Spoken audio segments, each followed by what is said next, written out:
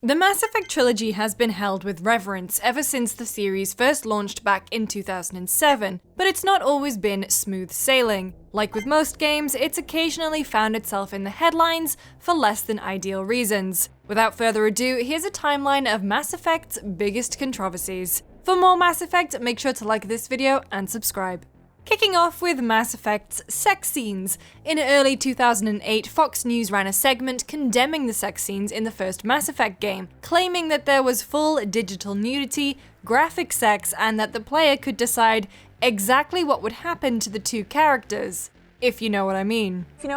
Anyone who's actually played Mass Effect would tell you that the romance scenes in ME1 are nothing more than a bit of side boob and maybe some arse. A far cry from what Fox were claiming, but nevertheless they brought on author and psychology expert Cooper Lawrence and games journalist Jeff Keighley to debate the effect that these hardcore scenes had on children. And while Jeff did a commendable job trying to explain the truth of the matter, the segment was very anti-Mass Effect. Well, I think what's interesting about this, we talk about, sexuality in the media. One of the great things about Mass Effect, for people that have played it know this is a sort of a choose-your-own-adventure story, and it doesn't force you down any situation. You can actually play through this game without the sexual situation ever happening right, and the young boys game. are going to be choosing not to have sex. That'll be what they'll choose. I mean, no, let's be because realistic it's not a simple choice, but Cooper, it's not a simple choice. You don't turn to the game and says, would you like to have sex or not? It's through the evolution of a relationship with characters and the fact that this game has incredible artificial intelligence and you can actually fall in love in this game, and it's just like modeling your life, and I think that's a much more powerful form of media. Darlin, I gotta go with the research, and the research says there's a new study out of University of Maryland right now that says that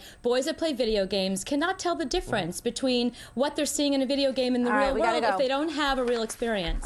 The fallout was immediate and Cooper's book was review bombed on Amazon. Not only that, but it turns out that Cooper had been set up a bit, revealing to the New York Times that she'd been told by Fox producers that the game was like pornography. Eventually, most of the negative reviews from angry Mass Effect fans were deleted, and she issued a statement saying that she would have appreciated the opportunity to play the game beforehand, but she did stick to her guns when discussing the relationship between violent and sexual video games and developing adolescents.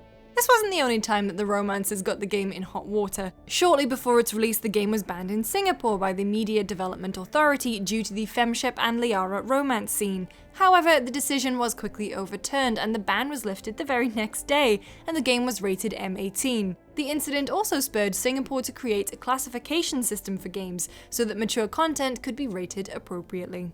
Less a controversy and more just sad that it didn't make it, but the downloadable pack Pinnacle Station wasn't a part of the recently released Legendary Edition, nor was it available on PS3 when the game made it to that system because the source code was lost. Pinnacle Station was developed by Demiurge Studios and not Bioware, and despite best efforts to find copies of the source code, the data was corrupted. Also, Pinnacle Station wasn't exactly that beloved, so I think we can all collectively move past it.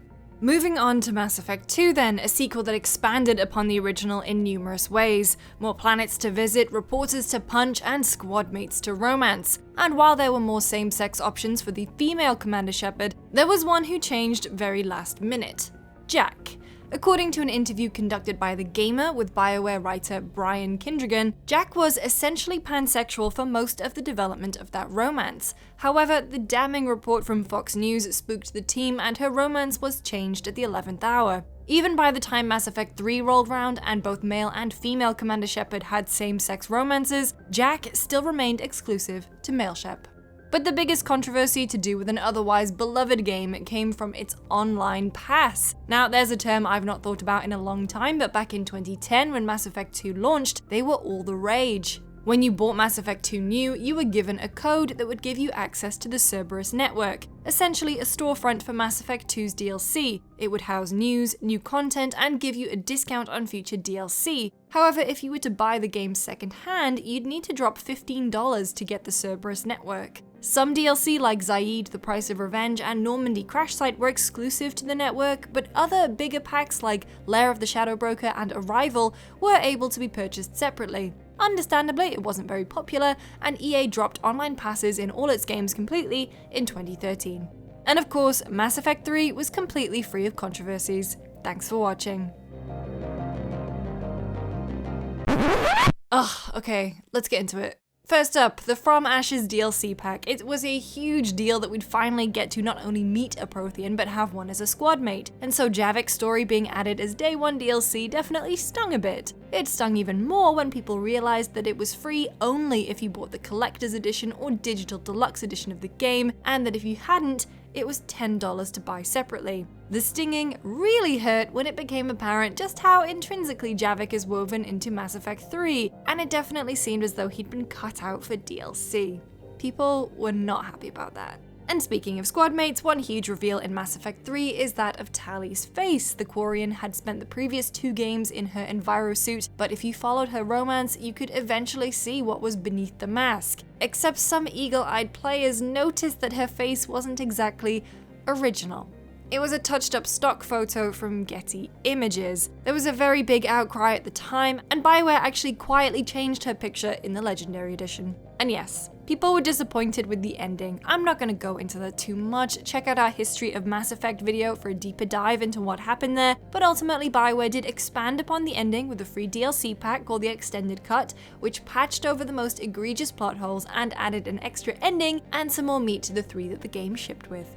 Which brings us to Andromeda. I'm not gonna really talk about the quality of the game itself too much. It had a turbulent development with a lot of upheaval within the team, and honestly, I find it kind of amazing that it launched at all, especially given the difficulties with the engine they were using. Bioware was made to pivot to EA's Frostbite engine, which could do some things really, really well. The driving in that game is incredible, but other things, it couldn't do so well. The game launched in a particularly buggy state, and there was a huge uproar concerning its facial animations, even leading to a member of the Bioware team being targeted for harassment after being falsely accused of being responsible for the wonky animations. The game had multiple editions to choose from, with the 2 collector's editions containing either a model of the game's vehicle, the Nomad, for $100, or a remote-controlled version for $200. However, people got annoyed because neither version actually came with the game. Got the Steelbook version of the game, which I'm assuming.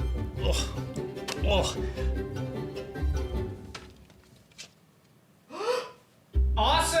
Did someone steal it? All right, so this comes with, once again, the car, Mass Effect Andromeda Steelbook. Okay. Aha! We found it. Where? Game not included. And finally, we'll talk about the lack of meaningful DLC. Andromeda ended with a number of threads left hanging, in particular to do with the fate of one of the Andromeda Initiative's arcs. They had planned to tell that story in DLC, but unfortunately it was cancelled after the game didn't sell as well as planned. Some of those threads were tied up in a spin-off book, however. Which brings us to Legendary Edition. Now honestly, this one is kind of an anti-controversy because Bioware took the time to make some tweaks to things that people had issues with in the past. I already mentioned Tali's face, but most notably, they adjusted camera angles to make things a little less, well, full on. Miranda in particular was memed to death in Mass Effect 2 because many of those camera angles would just really show off her assets. In Legendary Edition, they changed some of the camera angles to be a little bit more tasteful. So there you have it, a rundown of all the biggest moments in Mass Effect history. If you're enjoying the Legendary Edition, make sure to like this video and stick around on the channel. We've got a lot of videos of Mass Effect up already, and plenty more on the way. You can catch me on Twitter at LucyJamesGames. I should go.